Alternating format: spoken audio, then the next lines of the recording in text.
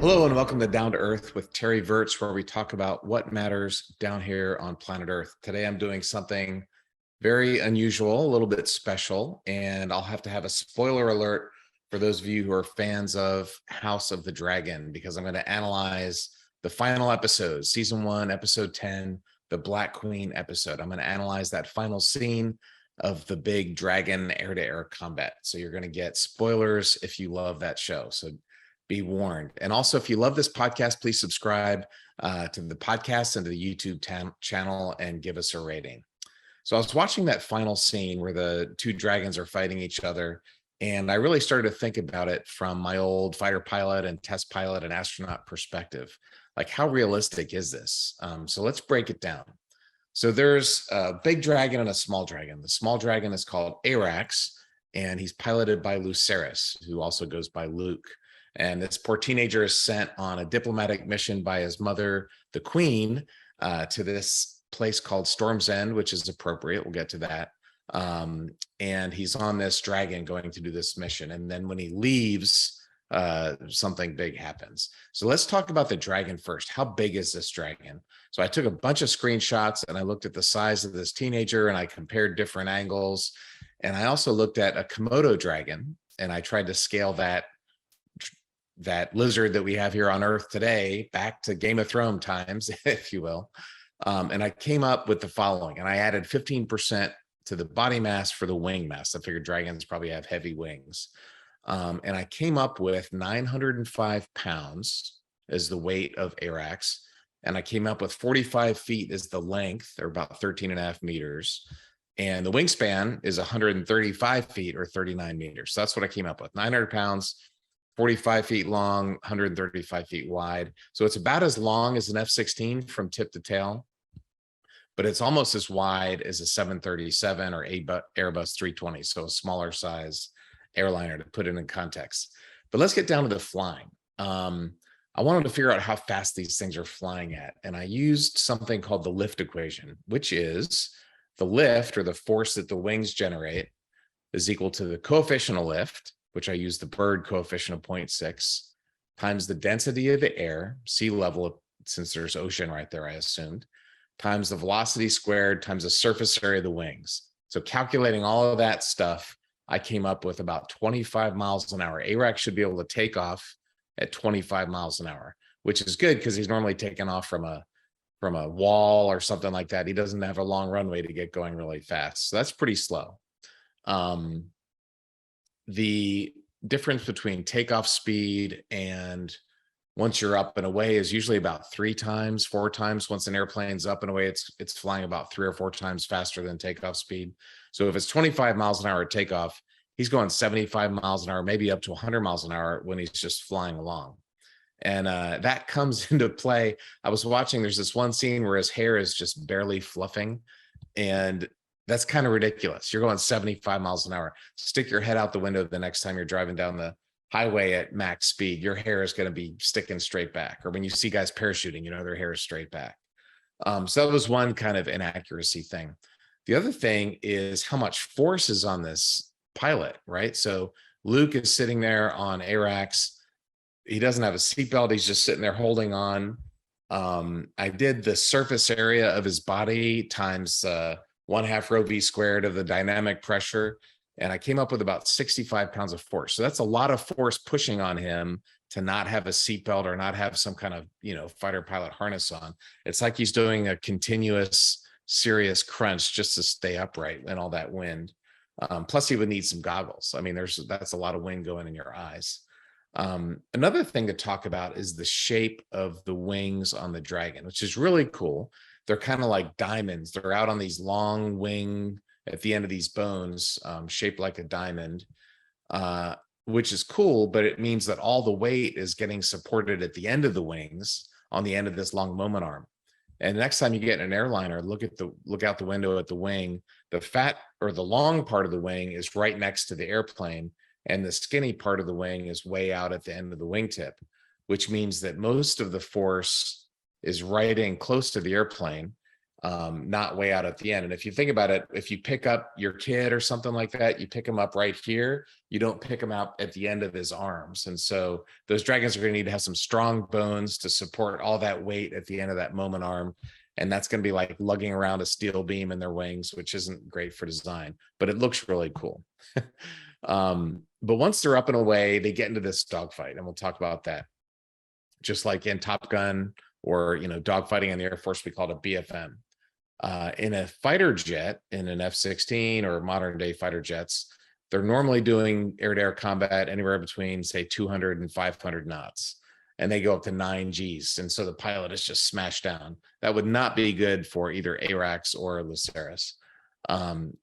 So for the purpose of this, I assume that he was flying around at what we call corner speed, or kind of your combat best turn speed. And let's say he can pull 2 Gs, which is going to smash Luke down a little bit, but it's not going to be terrible. It's not going to be like 9 Gs. At 75 miles an hour, his turn radius would be about 151 feet, and he'd be doing 20 degrees per second of turn, which is eye-watering. That's really, really, really, that's a high turn rate. So he could do a turn inside of a football stadium, barely, and it would take him about 18 seconds to do a full 360 if he was dogfighting like in F-16 dogfights. But that's enough about the performance. I want to talk about the cool stuff when it comes to air-to-air combat, which is sensors and weapons. Earlier in the episode, Damon, who's played by the actor Matt Smith, who also played Prince Philip in The Crown. Ironically, he's always the prince subservient to the more powerful queen. But Damon summons this dragon called Vermithor. And this dragon is down in a dungeon, and he walks up to him, and he proceeds to spit out this giant fireball for 10 seconds. And I looked at this screen and I did some measurements, and it looked like about a 75-foot flame for 10 seconds. And so I looked up some technical data back from World War II.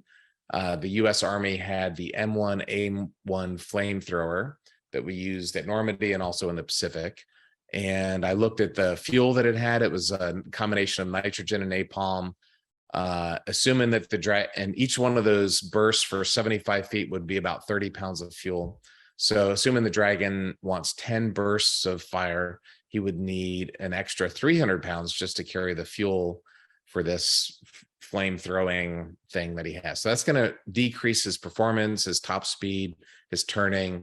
But it's pretty cool to be able to launch giant 75-foot balls of flame, and it helps you burn down the cities on the final episode of the season, like they have to do in Game of Thrones.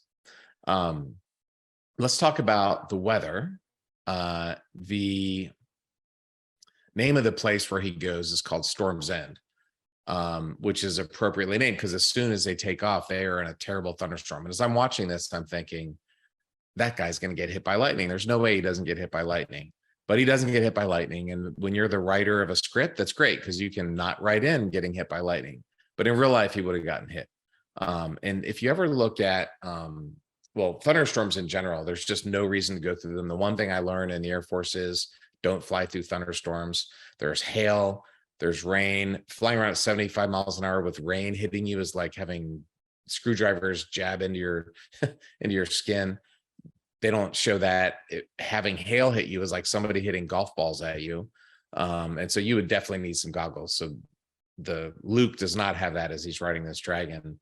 But the biggest thing is the lightning. And if next time you go on an airplane, as you're looking at that big wing, also look at the trailing edge of the wing. There's these long, they're called static dischargers. They're like long pencils. They're just maybe a foot long or 2 feet long. And they're designed so that if lightning hits the airplane, the electricity needs somewhere to go, and they're designed to go out the static dischargers. If you don't have those, it goes into the engine or the pilot or the fuel or somewhere you don't want it to go. So you have to have that. And interestingly enough, these dragons, the diamond wings have points on them and claws. And I think those points would be good static dischargers. So I think that is a good design feature of the dragon. But these guys did not get hit. I think in real life they would have, but that's okay. It's Hollywood. So there's another big question. How did the giant dragon, Vagar, find Arax?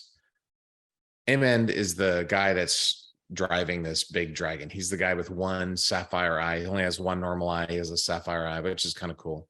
And he didn't want to kill the small dragon. He didn't want to kill Lucerys. He just wanted to torture him a little bit, mess with him a little bit. So he takes off into the thunderstorm, trying to find this smaller dragon. And in the F-16, in normal fighter jets, you have a radar that can track bad guys. It can also track good guys. So you can do what's called a radar trail departure, and you can follow your whole formation of F-16s together using the radar. They did not have this in the Dragon, I don't think, unless the Dragon has a radar, which would be interesting. That's not going to work. Fighters also have cameras that work at night. They use infrared. A lot of these Navy SEAL teams, they have these night vision cameras. Maybe the Dragon has good night vision, but that doesn't work in weather. Clouds, water completely blocks that kind of night vision. So a system like that's not going to work. Bats on Earth use an ultrasonic system, a sound system that they navigate with. So maybe the Dragons have that, which would make sense. But in a thunderstorm, there's lots of thunder. There's wind, there's rain, there's a lot of noise that's going to make probably a sonic system not work. So I'm not sure exactly how the Dragons were able to find and track each other in this cloud-borne combat, but it sure did look cool on the graphics. Kudos to HBO's CG team, because the big dragon and the small dragon look really cool. But let's go back to Vhagar. How big is that thing? We talked about how big Arax was. So I tried to do relative size between the small dragon and the big dragon. It was hard to use the human because the human was just a dot on this big, massive thing. But what I came up with is the following. I think that Vhagar, at a minimum, is probably 25,000 pounds or 11,200 kilograms, length of 310 feet, and wingspan of a whopping 930 feet or 282 meters.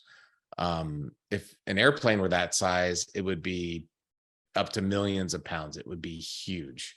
I used a different technique. I used the volume of a human and the volume of the dragon and tried to multiply that, and I came up with 96,000 pounds. At any rate, this thing weighs tens of thousands of pounds for sure, multiple elephant masses for sure. It's a big dragon. And it would not fit in a football stadium forever. In fact, it's bigger than the International Space Station. And to put that into context, the world's largest airplane was the Antonov 225, and that measured in at 275 feet long and 290 feet wide. Fully loaded, that thing is 1.4 million pounds. Unfortunately, I say I'm using past tense because the Russians destroyed it and their war in Ukraine. But that puts the Dragon in context with the world's largest airplanes. It's bigger than that. So with all that nerdy technical analysis, the air combat scene between these two dragons, Arax and Vhagar, is magnificent. Kudos to the House of Dragon visual effects team. You guys did a great job. It was really cool to watch. It was fun to analyze this from the fighter pilot and test pilot and astronaut point of view. Maybe future seasons can use some of these details to design and improve their dragon's chance at air-to-air combat. But if you like this, please subscribe to Down to Earth with Terry Virts. Give us a rating. We have the podcast distribution. We also have the YouTube channel, so please subscribe to that. And remember, winter is coming.